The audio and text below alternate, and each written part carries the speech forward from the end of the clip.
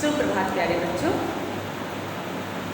हिंदी विषय के अंतर्गत आज हम पाठ 10 चरित्र और संयम का प्रश्न उत्तर अभ्यास में आयोजन कार्य इसके बारे में पढ़ें। पिछली कक्षा में हम लोगों ने चरित्र और संयम पाठ का पढ़ रहे थे, उसको समझ रहे थे। उसमें हमने जाना था कि चरित्र और संयम का क्या महत्व है। गांधी जी ने इस पाठ के बारे में बताया। हम थोड़ा सा इसका सारांश, छोटा सा संक्षिप्त सारांश इसको एक बार पुनः देख लेते हैं। इस पाठ को लिखने वाले गांधी जी हैं। गांधी जी ने इस पाठ में संयम, स्वास्थ्य, नम्रता और चरित्र बल पर महत्व दिया है। किस किस पर दिया है? संयम, खुद को कंट्रोल करना; स्वास्थ्य, अपने शरीर को सही रखना; नम्रता, अपने व्यवहार को नम्र रखना; चरित्र बल, अपना चरित्र सही रखना।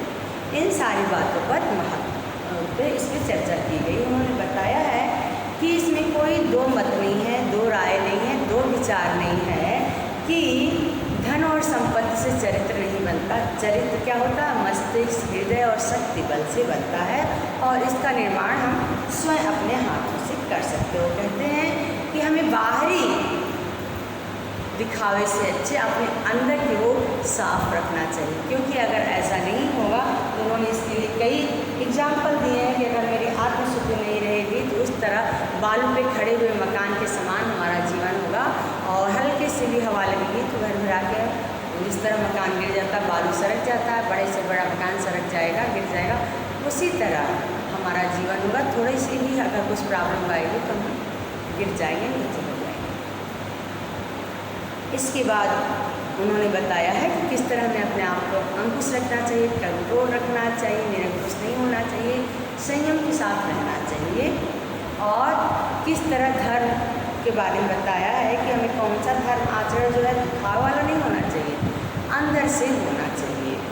फिर शरीर को किस तरह हम स्वस्थ रखेंगे, किस तरह इसको हम शुद्ध रखेंगे, किस तरह पौष्टिक आहार खाएंगे, सही जीवन शैली अपनाएंगे तो हमारा स्वास्थ्य सही होगा और स्वास्थ्य सही होगा तो हमारा चरित्र बल भी सही होगा।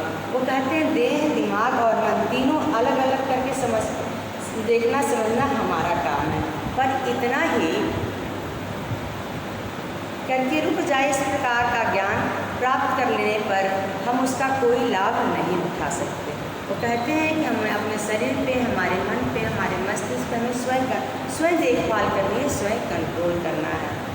इस सारी चीज़ों पर ध्यान देना है, हमें अभिमान नहीं करना है, अपने विचार को, अपने व्यवहार को सही रखना है और कुछ भी हो अपने लिए सिर्फ जीवन नहीं जीना है, दूसरों के लिए भी जीना है। तो कहते हैं नम्रता व्यक्ति के चरित्र का एक विशेष गुण है। यह अभ्यास से प्राप्त नहीं होता, ये हमारे अंदर ही समाहित होता है, यानी हमारे अंदर रहता है।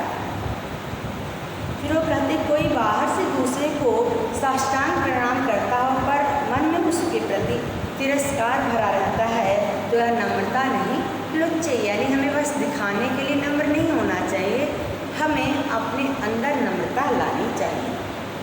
फिर संयम के बारे में बताते हैं, इन सारी चीज़ों के बारे में बताते हैं और हमने इस पाठ को पढ़ा और जाना। अब हम पाठ में आए, जो आगे वर्ड मीनिंग है, शब्दार्थ है, उसको पढ़ते हैं।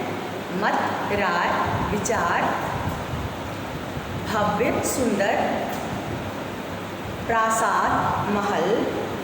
देखिए प्रसाद और प्रासाद में लोगों को कन्फ्यूजन हो। प्रसाद जो पूजा पाठ में मिलने वाला जो हमारा प्रसाद होता है, और प्रासाद, महल, उसमें प्रॉपर आ का मात्रा हो जाएगा तो प्रासाद।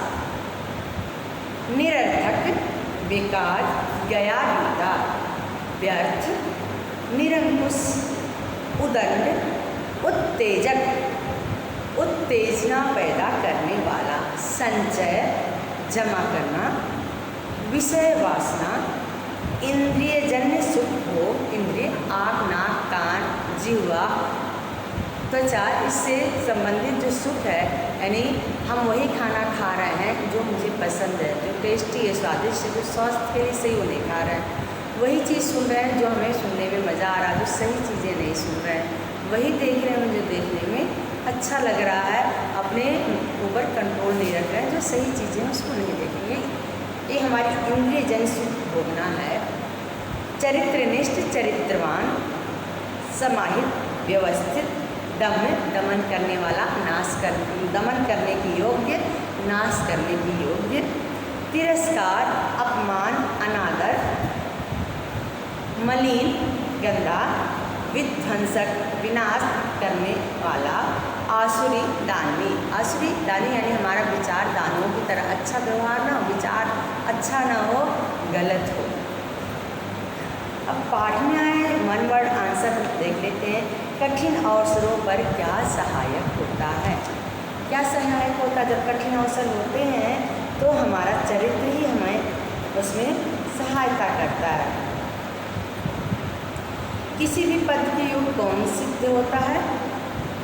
कार्य छोटा हो या बड़ा हो, जो सही है, चरित्रवान है, वही उसके योग्य सिद्ध होता है। सांस लेने के लिए हम क्या पीते हैं? प्राणवायु, हवा। हमारा शरीर क्या है? महामंदिर। निम्नलिखित प्रश्न का उत्तर एक वाक्य में दीजिए। पहला प्रश्न है, चरित्र का निर्माण कैसे होता है? क्वेश्चन का आंसर ध्यान से सुनिएगा। चरित्र का निर्माण कैसे होता है?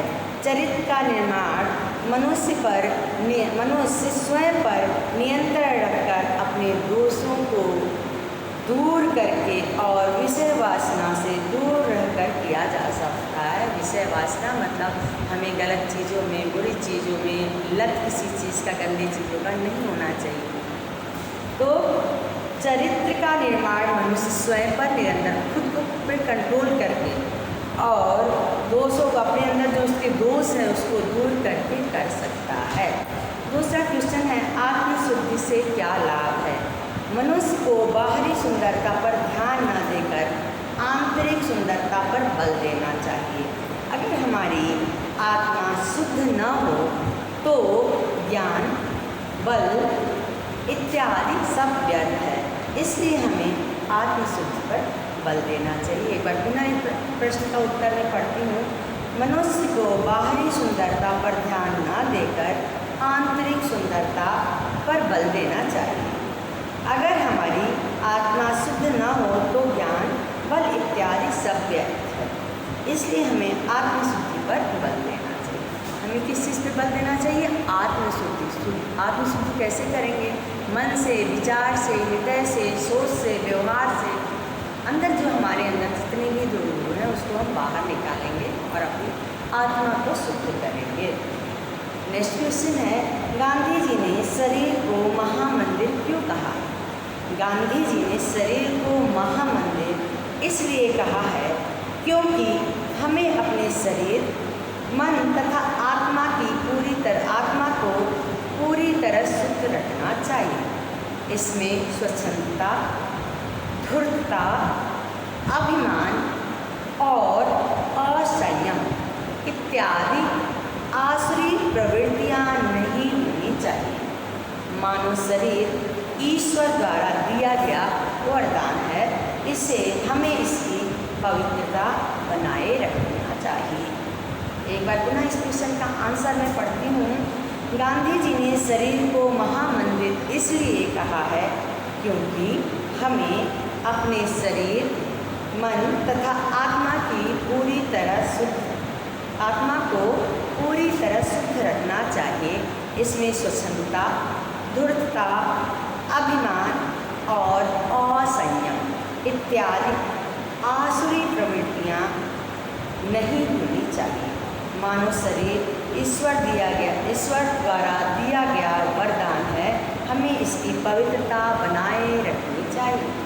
गांधी जी कहते हैं हमें उसके महामंदिर इसलिए कहा है क्योंकि शरीर, मन तथा आत्मा को पूरी तरह हमें स्वच्छ रखना चाहिए, साफ सुथरा शुद्ध रखना चाहिए और स्वच्छंदता यानी अपने आप पर संयम रखना चाहिए, धूर्त नहीं होना चाहिए, घमंड नहीं करना चाहिए, असंयमी नहीं होना चाहिए, गलत प्रवृत्तियाँ, आसुरी प्रवृत्तियाँ नहीं होनी चाहिए।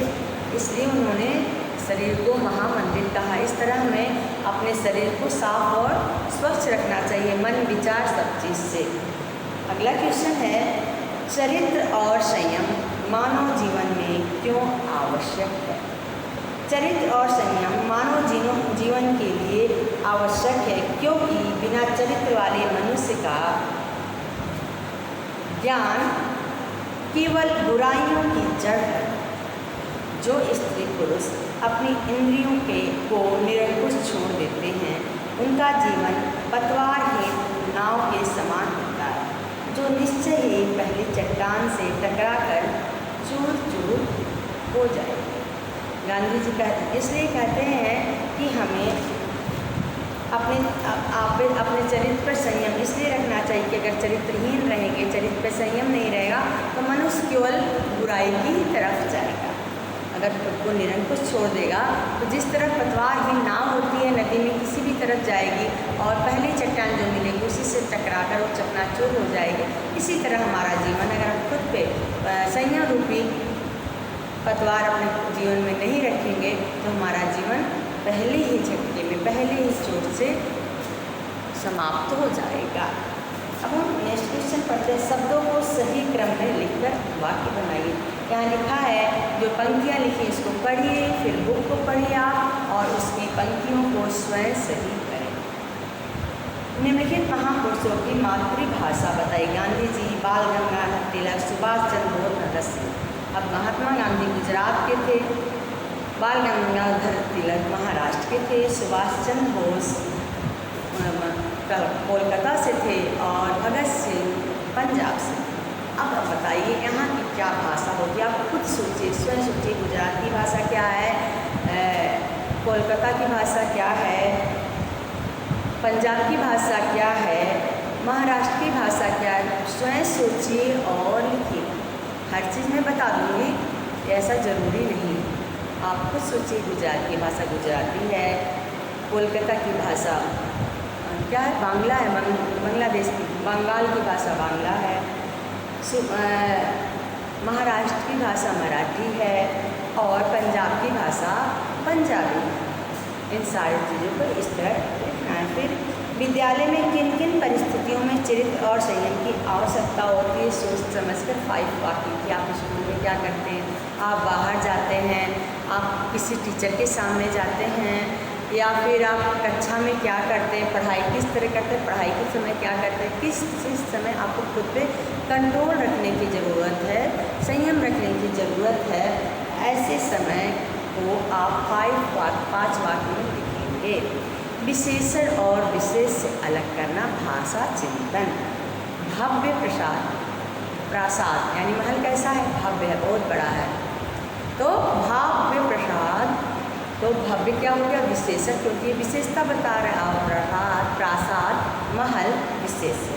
धार्मिक व्यक्ति, व्यक्ति कैसा है, धार्मिक, तो धार्मिक व्यक्ति है, इसलिए धार्मिक विशेषण और व्यक्ति विशेष। पोषण तत्व, तत्व कैसा है, पोषक है, हमारे शरीर को लगने वाला पौष्टिक है, तो पोषक क्या हो गया, विशेषण और तत्व विशेष। उत्तेजक मसाला, मसाला कैसा है, उत्तेजक, उत्तेजक मसाला, तो उत्तेजक विशेषण और मसाला विशेष।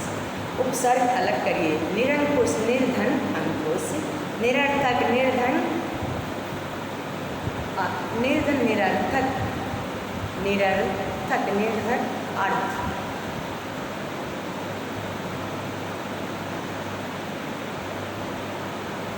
अर्थक, निर्धन, अर्थक।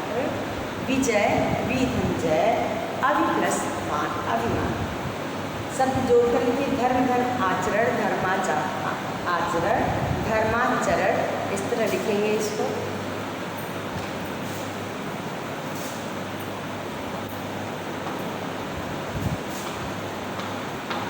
जो आत्म मात्रा है, धर्म प्लस आचरण,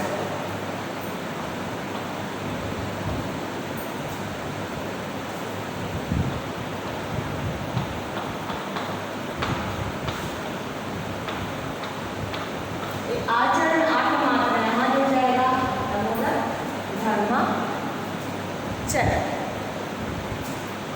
फिर सत, धन, आचार, सदाचार। जीवन प्लस आधार, जीवनाधार।